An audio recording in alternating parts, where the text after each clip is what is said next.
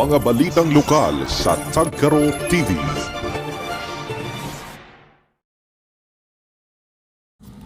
Binigyan ng ayuda ng isang naantig na pusong Good Samaritan sa pamamagitan ng Tagkaro Team ang trending na lolong tricycle driver sa social media na kinaawaan ng mga netizens matapos itong aksidenteng makabangga ng isang lola sa Legazpi City.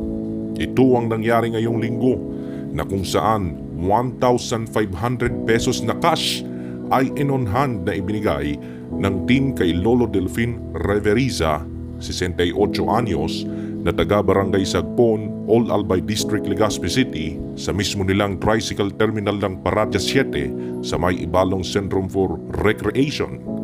Naging trending ito matapos na may post ni Sir Lewens Bersena ng DCGB-AM nang makita niya eksklusibo sa kanyang area of responsibility ang pangyayaring ito na kung saan aksidente si Lolo Delfin na nakabangga ng tatawid sanang lola sa may Legazpi City Post Office ng Central Business District. Dahil sa nakakaawang larawan ni Lolo Delfin na antig ang mga netizens dahil imbes na magretiro na ito sa pagtatrabaho ay todo kayod pa rin siya sa pagtatricycle na napag-alaman ng Tagkaro Team na kaya niya ito ginagawa ay para buhayin ang pamilya lalo na ang mga apo nito sa Tabaco City. Sa Facebook post ni Sir Lewens B, ang litrato na ito ay umabot sa libu-libong reaksyon at madami na rin na netizens ang nagtulong-tulong para mabagyan ng asistensya si Lolo Delfin. Siya rin ay nagpapasalamat na mismo sa kanyang nabanggang lola dahil siya ay hindi na raw pinabayad sa pagpapagamot nito bilang konsiderasyon sa kanya.